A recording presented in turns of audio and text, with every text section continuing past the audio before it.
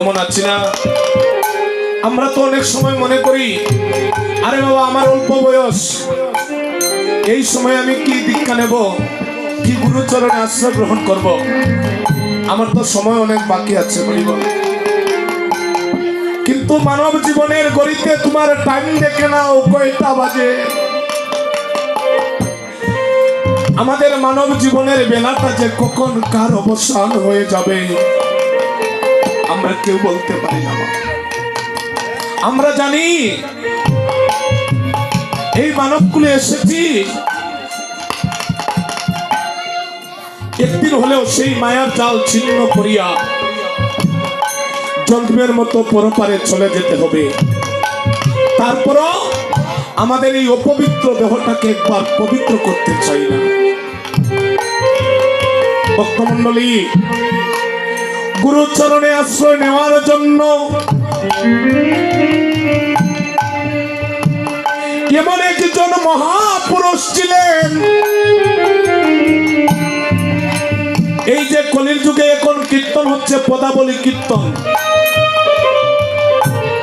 এই পদাবলী কীর্তনের প্রাণ প্রতিষ্ঠাতা যার জন্মস্থানটা হয়েছে রাজশাহী জেলার কেতরি গ্রামে, যার নাম হচ্ছে শ্রী শ্রী নরোত্তম দাস ঠাকুর মহাশয়। নিতাই গৌর হরিবল। এই যে আমরা পদাবলী কীর্তন করি, পদাবলী কীর্তন হচ্ছে, এই পদাবলী কীর্তনের প্রাণ প্রতিষ্ঠাতা হলেন শ্রী শ্রী নরোত্তম দাস ঠাকুর মহোদয়। গৌর হরিবল। ও মায়েরা, উনি কিন্তু আমাদের মতো সাধারণ পরিবারের মানুষ ছিলেন না, উনি আমাদের মতো সাধারণ পরিবারের সন্তান ছিলেন না। উনি ছিলেন রাজশাহী জেলার একজন জমিদারের পুত্র। গৌর হরিবল। আগের জমিদার অনেক বড় ছিল, অনেক জমিদারি ছিল, উনি আমাদের মতো সাধারণ পরিবারের মানুষ ছিল। কিন্তু উনি, উনার বয়স যখন 12 বৎসর হয়ে গিয়েছে, উনার হৃদয়ে জাগলো যে আমি যদি গুরুচরণে আশ্রয় গ্রহণ না করি আমার এই মানব দেহটা এই রাধা গোবিন্দ সেবায় লাগবে না। মায়েরা, আমার নরোত্তম দাস ঠাকুর মহোদয়ের একটু জীবনীটা শ্রবণ করুন, যার জীবনী শ্রবণ করলে পরে আমাদের মানব জীবনে অনেক শিক্ষণীয় বিষয় আছে। মহাপুরুষগণ এই জগতে যা যা লীলা করলেন, সেই লীলা শুধু উনাদের জন্য নয়, আমাদের মতো মানুষকে শিক্ষা দেওয়ার লাগিয়া। হরিবল। এই নরোত্তম দাস ঠাকুর জন্ম নিয়েছেন রাজশাহী জেলার কেতরি গ্রামে কৃষ্ণধন দত্তের ঘরে। যার জন্ম হলো, উনি জন্ম নিয়া ছোটবেলা থেকেই দেখা যায় আমার রাধা গোবিন্দ চরণে প্রণাম করেন। গৌর হরিবল।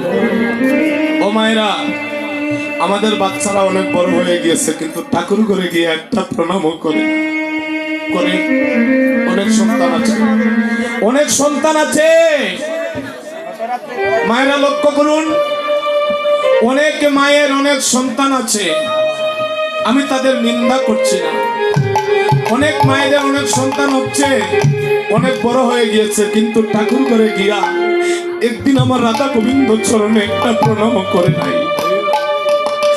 মা, অবুঝ শিশু যদি একবার আকুল প্রাণে ডাকে, আমার গোবিন্দ তার ডাকে সাড়া না দিয়ে থাকতে পারে না। তাই অবুঝ শিশু হলেন আমার নরোত্তম দাস ঠাকুর। উনি ছোটবেলা থেকে, উনি প্রথম শ্রেণীতে ভর্তি হওয়ার পূর্বেই দেখা যায় সকালবেলা নিদ্রা হইতে উঠিয়া ঠাকুর ঘরে গিয়া আমার গোবিন্দ চরণে প্রণাম করে।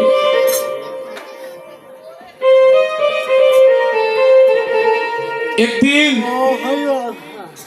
কৃষ্ণধন দত্ত, কৃষ্ণধন জমিদার মহোদয় মনে মনে ভাবিতে আছেন, আমার এই জমিদারিটা রক্ষা করাইতে হলে আমার সন্তানটাকে আমি সুশিক্ষায় শিক্ষিত করব। গৌর হরিবল, গৌর হরিবল। মায়া কথাটা একটু লক্ষ্য করুন। গান তো সারাদিন শুনবেন, সারা রাত্রি শুনবেন। এই জমিদারিটা রক্ষা করাইতে হলে তাকে সুশিক্ষায় শিক্ষিত করিতে হবে। একটা হচ্ছে শিক্ষা, আরেকটা হচ্ছে সুশিক্ষা।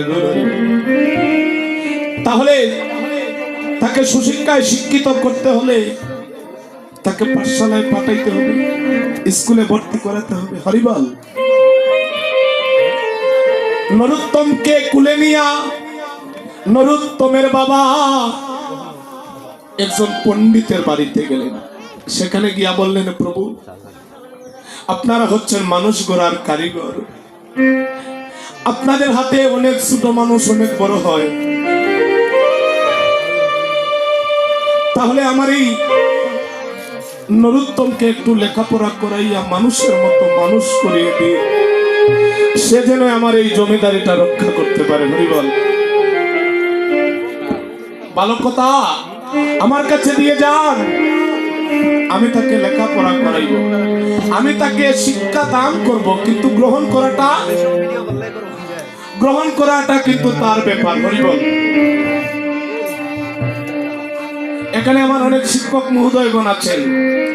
একটা ক্লাসের মধ্যে 100-200 ছাত্রছাত্রী থাকে। শিক্ষক মহোদয় কিন্তু একভাবে শিক্ষা দান করেন, কিন্তু গ্রহণ করে অনেকজন অনেকভাবে। ওদের গ্রহণটা কেমন? এই গ্রহণ করিয়া কেউ হয় ম্যাজিস্ট্রেট, কেউ হয় মাস্টার, কেউ হয় আবার চৌকিদার। হরিবল। হয় না? কেউ হয় গরুর হাকাল। হ্যাঁ, এই শিক্ষাটাকে আপনি যেমন ভাবে গ্রহণ করবেন তেমনি ভাবে আপনার মানব জীবনটাও গঠন হবে। নিতাই গৌর। হরিবল। মানব জীবনটাও তেমনি ভাবে গঠিত হবে আপনি যেমন করে শিক্ষাটাকে গ্রহণ করবেন।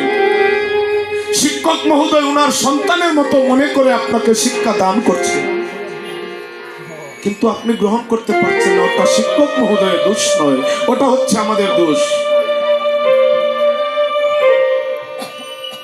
অমনি ভাবে কৃষ্ণধন দত্ত, কৃষ্ণধন জমিদার মহোদয় কৃষ্ণদাস পণ্ডিতের কাছে গিয়ে বলছেন, আমার ছেলেটাকে লেখাপড়া করাইয়া আপনি মানুষের মতো মানুষ করে দিন, সে যেন আমার জমিদারিটা রক্ষা করতে পারে। ওনাকে রাখিয়া চলে গেলেন। নরোত্তমকে বলছেন, নরোত্তম, বাহ, তোমার নামটা অতি সুন্দর। নরের মধ্যে যিনি উত্তম তার নামই তো হয় নরোত্তম। হরিবল।